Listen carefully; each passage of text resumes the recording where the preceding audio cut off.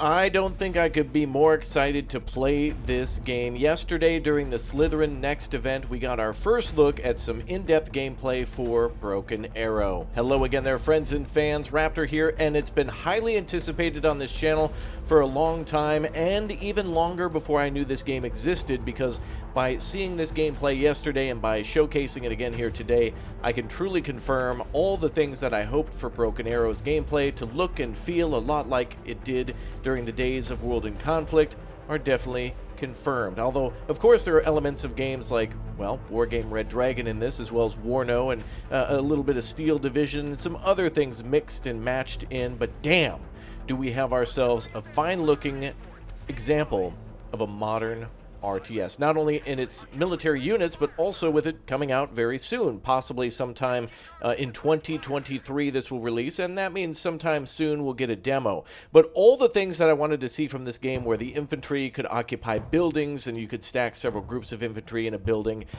just as you could in World in Conflict, as well as the ability to use units' special abilities such as smoke or perhaps like afterburner for aircraft or whatnot, are confirmed, and so there's a little bit of kind of QTE to it, in a way, if you will, or really like using a special ability in a MMO, that type of thing. But all of what I've seen from Warno recently, and also Wargame Red Dragon from before, is certainly present here, but this really feels like World in Conflict, where there's more intricate and intimate battles between maybe 3 or 4 tanks and some infantry, rather than that just being one of the battles happening on a larger battlefield. Now, this certainly looks a lot like Wargame Red Dragon, but it also looks like World in Conflict at the same time, and I can't decide on which one this is more of, but damn am I excited. They've got, of course, an editor for this game coming. This is a look, by the way, at one of the missions involving the U.S. Marine Corps versus Russian forces in some sort of made-up town or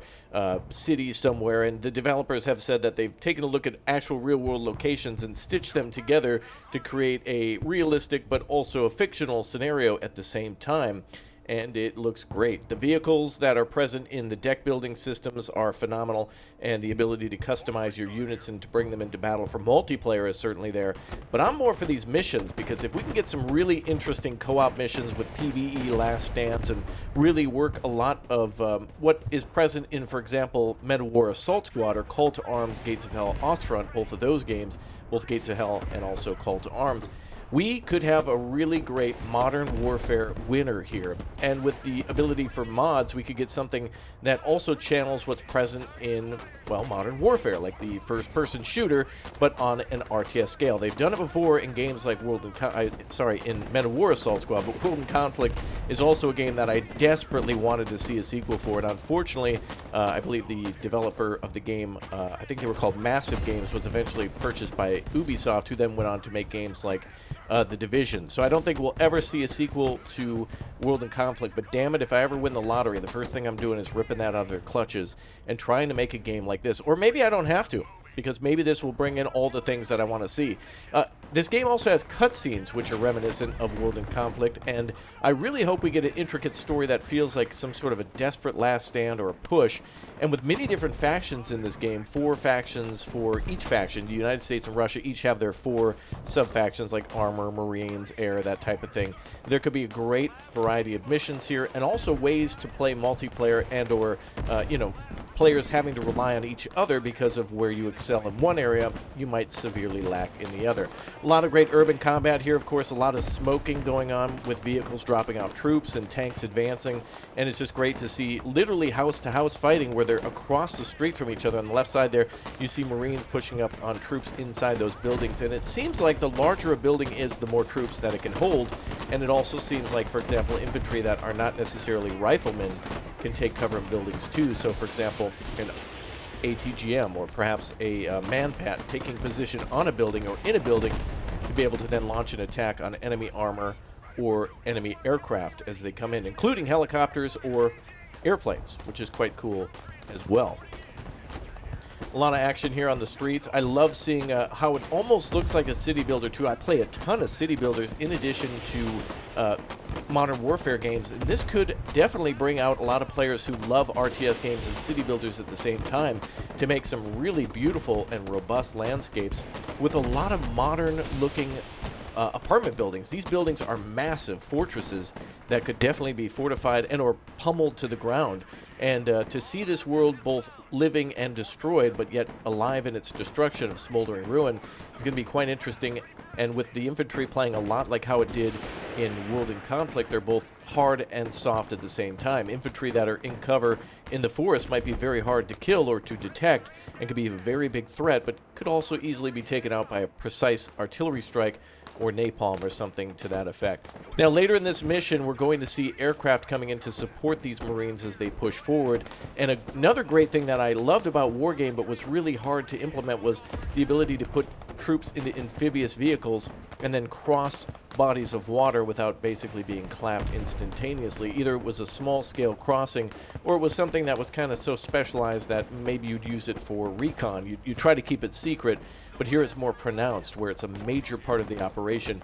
And seeing all these troops pushing forwards just got me very excited. When I first saw Broken Arrow about 2 years ago, I had assumed that it was a Cold War era game, and then seeing more and more footage, it was like, well, obviously seeing a T-72 and a T-80 could allude to the Cold War, but then seeing more modern U.S. and Russian equipment, well, now it's something that seems to come up to more modern day standards. Now, the developer team for this is the same in, for example, Wargames development, where a lot of prototypes and things that were developed but not necessarily used are brought into this battle, as if like more equipment was used and things were approved based on a pending battle.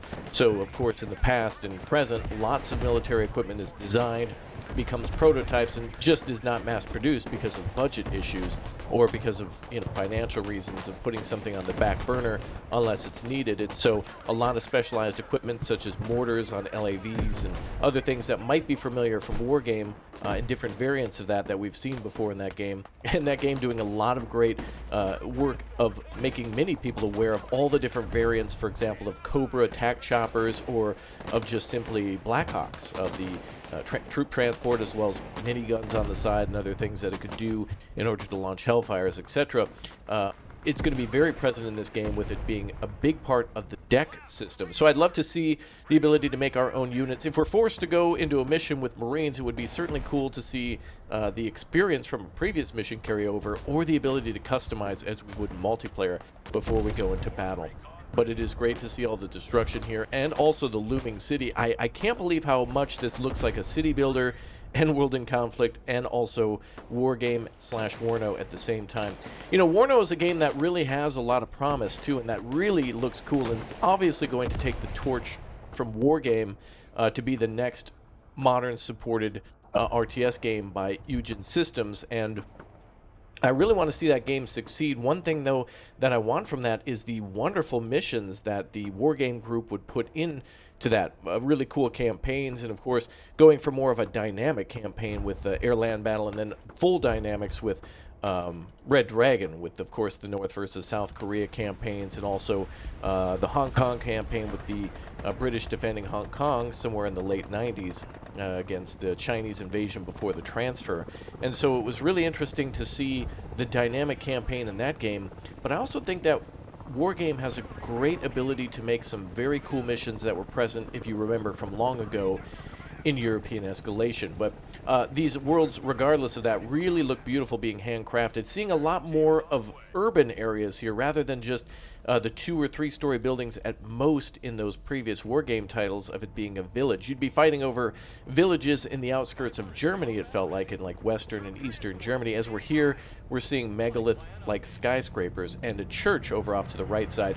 And this also has the ability to capture key points. One of the missions here for the Marines will be to push up and capture some of those key objectives. The first one there on the right side being to take control of the fort. And so, of course, the enemy has had a tank loss here, and their infantry pushed out of the buildings. And now we see the beautiful, beautiful canal crossing here. This is gorgeous. This really reminds me of World in Conflict's mission in New York between Governor's Island, Ellis Island, and Liberty Island, of crossing between those objectives to push the Soviets out of there.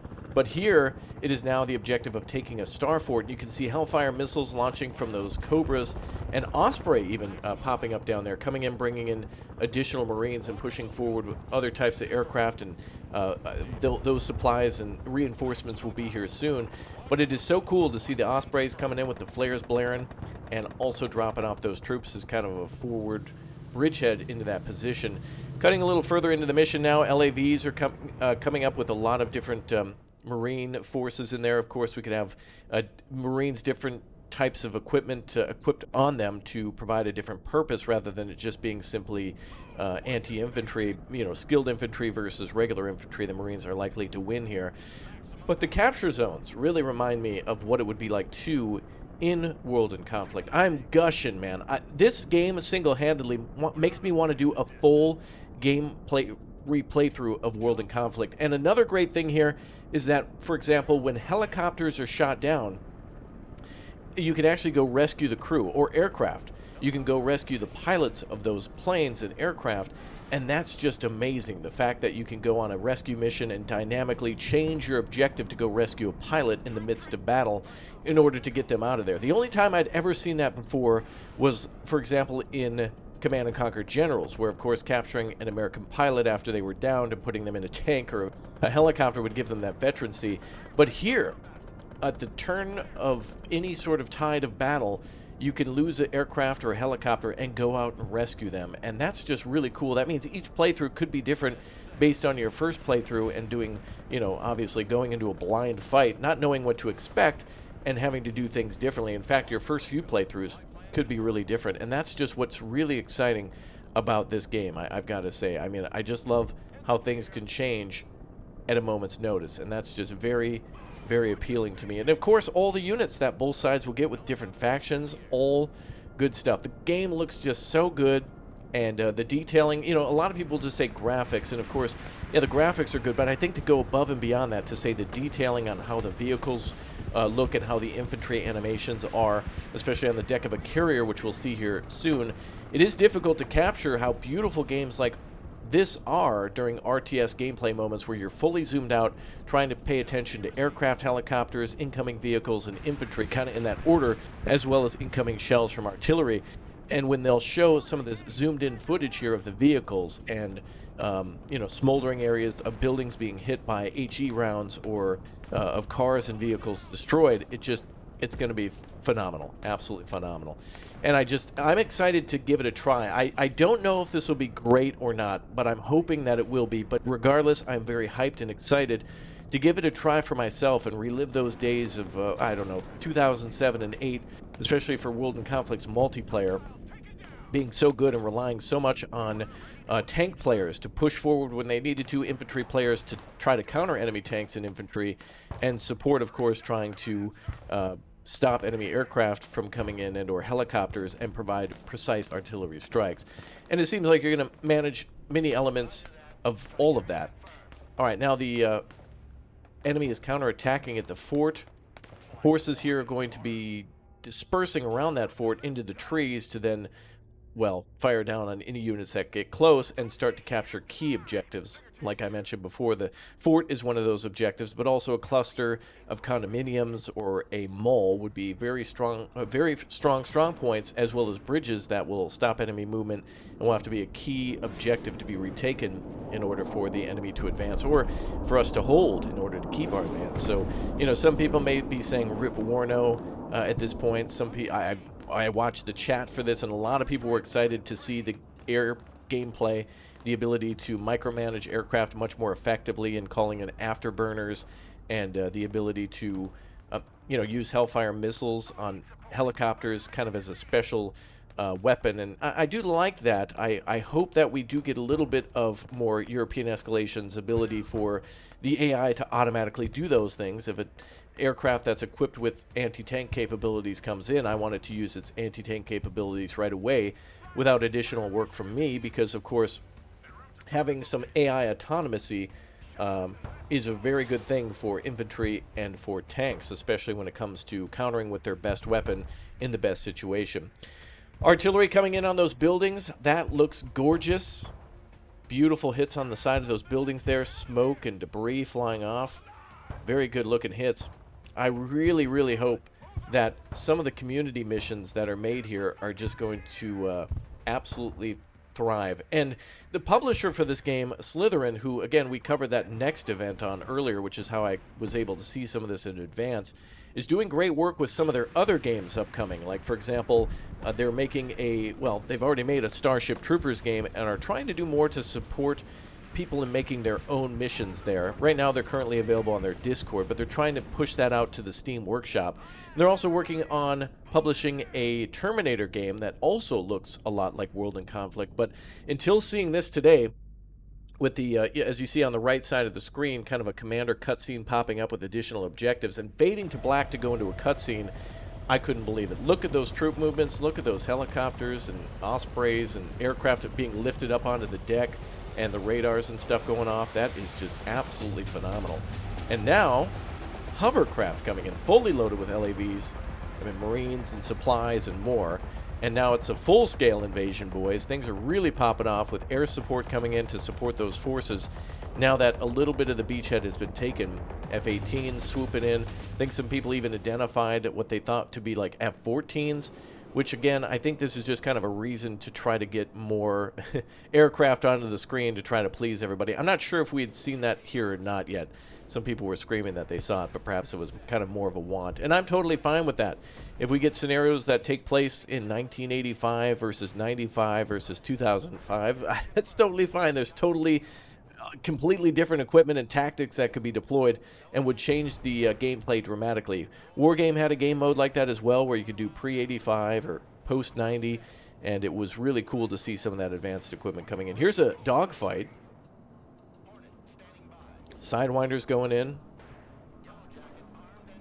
Flares about to be popped off. Oh, and there's a downed pilot here. We'll have the AI or whomever may be playing took a loss here, an actual human player, and now that pilot will have to be rescued. And so now to be able to see a dynamic change in the battle to go rescue them will be really interesting.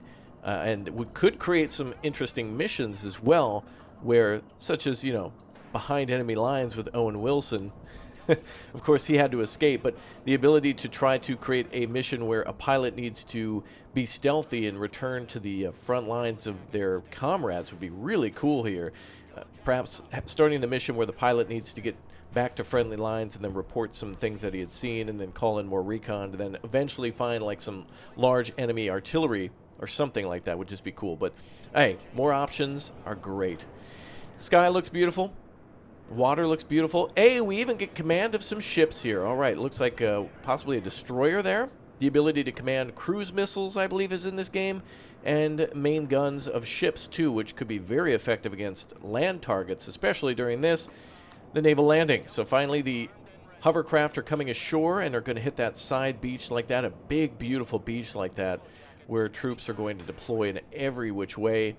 And, of course, more aerial combat. Cool to see flares, cool to see the anti-aircraft missiles and also possibly the cannons firing off on some of those enemy aircraft. And, of course, the ability to escape, too. Oh, look at that. Beautiful. Much more advanced now than it was back in the day of World in Conflict, where you would tell an aircraft to come in and attack enemy helicopters or enemy aircraft in an area.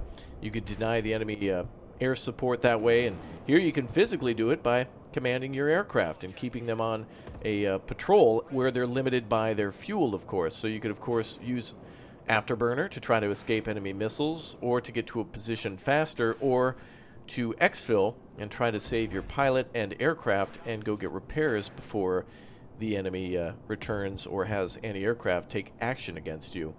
Another great thing, too, is that from the European escalation days and on forward, I had seen for the first time vehicle conditions where a vehicle could be tracked or stuck in the mud. Also vehicles being, crew being shocked and or just a turret being damaged or really out of ammo or out of fuel. Any battlefield condition is possible here in this game. A beautiful anti-aircraft kill there, damn. But going back to what I was saying about maintenance, of course, if a tank becomes damaged and tracked in the field, you'll then have to bring up the combat engineers to clear the way and possibly repair that with the supply, or bring the tank back if it can do it, or a vehicle of any sort back to where your kind of your fob is, or really where you've got your maintenance areas set up, so that way you can try to salvage the vehicle and repair it. So lots of different tactics in terms of bringing a vehicle to the supply or bringing the supply to the vehicle. And that's something that we'd seen in Wargame, but they were always too juicy of targets. Now here, so far in this mission, which I suspect being one of the earlier missions, it looks like the enemy's mostly defensive, although it seems to be special mission parameters where helicopters will come out and then it's your task to actually destroy them. But here are those two pilots down. It'd be interesting to see if the... Oh, it looks like they're dispatching a... yeah, it actually looks like they're getting a Black Hawk out, or the Sea King, or something like that out to get that. I'm not sure exactly what they selected, but regardless, it looks like the carrier can launch aircraft, helicopters specifically, to go pick up pilots, and that's just amazing. It is every bit of Wargame that I was hoping for, with all the elements that I loved about World in Conflict. Already loved Wargame. Already loved World in Conflict. Sold on those games. Will defend them to death. And so I'm already biased in saying that this is going to be a game that I definitely want to try out. Now, is this going to be the greatest RTS ever made? I don't know.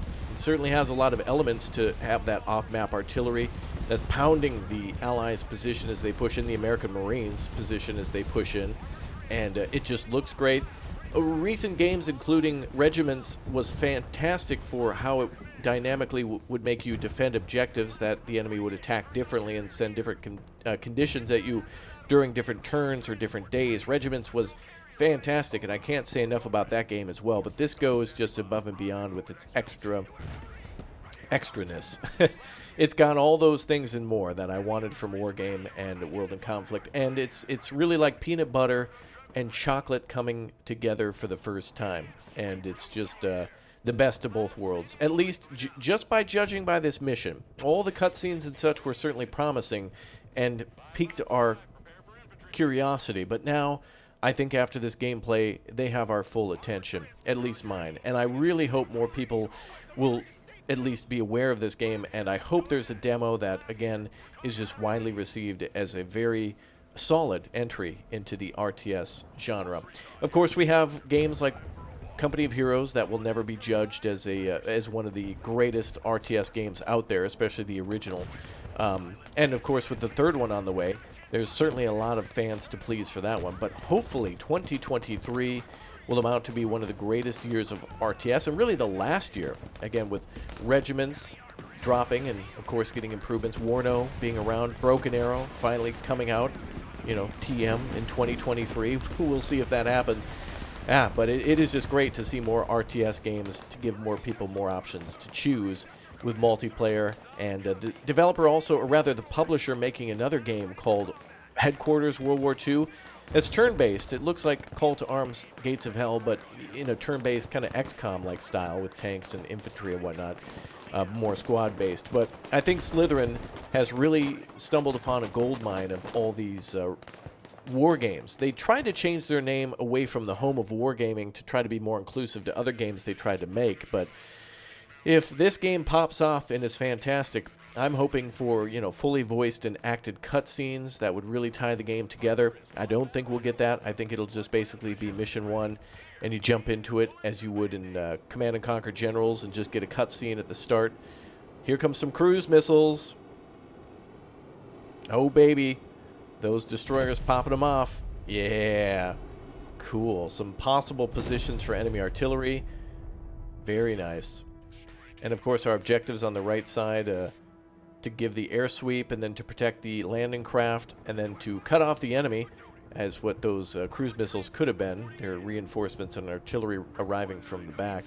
And a secondary to destroy the MLRS, which is more than likely a grad firing off. But, oh, and here comes some more cruise missiles, it looks like. Over the tops of buildings to very low altitude. They're not flying much higher than the buildings, but lower than how the aircraft would fly. Really at the, like the height of a helicopter. But again, going back to what I was saying about these cities, we see massive parking lots, we see ponds and park areas and trees. I mean, this literally looks like city skylines. Like somebody spent like an hour and a half in city skylines with an unlimited budget throwing together a city. And if city building is like this in this game, I would love to see what the community comes up with. I'm just so thrilled, man. I'm so happy that this is actually like continuing development. After Small PP Man did what he did, I thought we would never see this game, considering what's going on, you know where, YouTube algorithm. But despite all that stuff going on, I'm really happy to see that developers have not necessarily shied away from bringing out RTS games, especially during these times, and trying to just separate what's going on and making it a fun and interactive experience with lots of detail, challenge, but also usability and AI that looks, or rather UI that looks pretty clean. I like how the UI looks. I do know a lot of people prefer kind of more complete UI. Again, this is all work in progress. The UI could change at any moment. I think the mini-map on the left side is a little too transparent. I'm sure there's options to make that more opaque or transparent, or put a border around it or whatnot and interact with it and filter it in different ways. But I think UI is a totally small thing compared to what the game's backbone is going to be. We can change a lot of things about this game very easily, either through feedback to the developers or by mods, making a lot of different improvements or adding new features or vehicles or missions to this. But the main stuff of what I want to see is here. And my mind is so confused as to seeing these troops come out of these buildings like this and seeing them actually being like high rises and medium density residential, high density residential, and like a little, looks like a racetrack there, you know, for like a track and field day or something like that, for foot races, massive parking lots, and possibly large factory complexes. That is something that Wargame did well, which was the shoreline. It would also do large docks and cranes and cargo containers, and that was the opening of World in Conflict as well. So it is truly impossible for me to separate those from my mind and, of course, from my heart. We have enemy presence inside that mall there. It looks like they're going to be doing some sort of a, is that rockets or an ATGM strike? I'm not exactly sure, but again, going back to seeing multiple squads inside of a building, and that could mean for interesting control groups too, to keep, for example, a anti-tank group of Marines together with a, you know, anti-infantry group that's more focused on riflemen clearing buildings, working together to clear a position and take it and hold it, is really cool. Looks like they dropped some, it looked to be rockets there on those tanks, or whatever they are, troop transports, whatever it may be. Yeah, flares popping as they're going to. Fantastic. And a really good height on this one, a good ceiling. It looks like you can zoom out quite a bit because you want to see over the aircraft. So World in Conflict was quite zoomed in. World in, a rather European Escalation, Air Land Battle, Red Dragon were all fairly zoomed out. You wanted to be almost fully zoomed out the whole time, and it was just kind of a game of looking at the icons. But here, it seems like you've got a high-medium zoom, and you can go even higher if you need to see enemy aircraft or do some air combat. It gets quite out there. So, but damn, a really great looking city, great looking models, the ability to edit multiplayer, you know, the ability to make your own maps and deck building will be really phenomenal here, with a ton of variety for different types of weapon systems, missiles, and, you know, even the basic Humvee getting a different attachment between like a M249 or a HMG, like a, you know, Browning, or even like an ATGM, or perhaps a, I don't know, like a tow launcher or something. It would be great to see what other things we can do in the future. A lot of details still coming out about this game, but from where it's come from, where the things that we saw at the beginning and some of the cutscenes where it looked pretty sweet, a lot of the artillery firing off and troops pouring through highways and coming out of the back of transports, this game is definitely keeping the hype up there, and I'm just excited to try.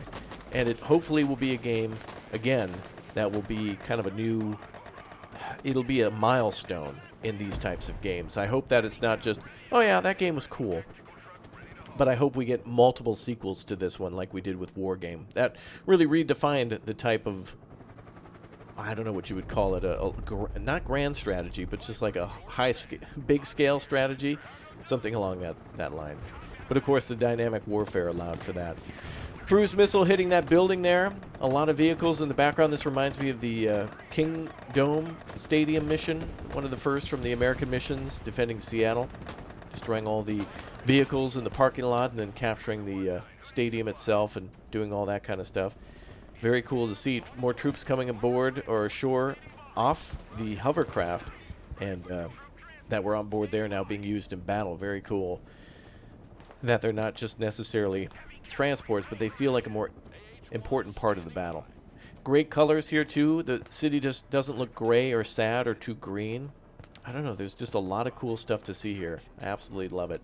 And this is just one mission, and this is just a piece of the puzzle to where I'm hoping we get, if there's 4 factions on each side times 2 factions, I'm hoping 2 missions per each kind of like sub faction. Like, for example, 2 infantry missions, 2 tank missions, which could equal somewhere over like 16 base missions or vanilla missions from the developers, and more that could come from the community. And to see a lot of these missions either be co-op or possibly some of them where you could, you know, play 1v1 against a friend as the opposing side for these objectives, just to see what it would play like. But what can I say? Yesterday was a great day for me to see some of this first footage of Broken Arrow, and today is a great day to tell you more about it. We'll be having more videos on the channel, so make sure you subscribe so you can see more of the U.S. Marines and Russian forces and more vehicles and more gameplay features and mechanics, more details on map building and sharing those things, and really trying to build a community around here that respects this game as much as they do Wargame.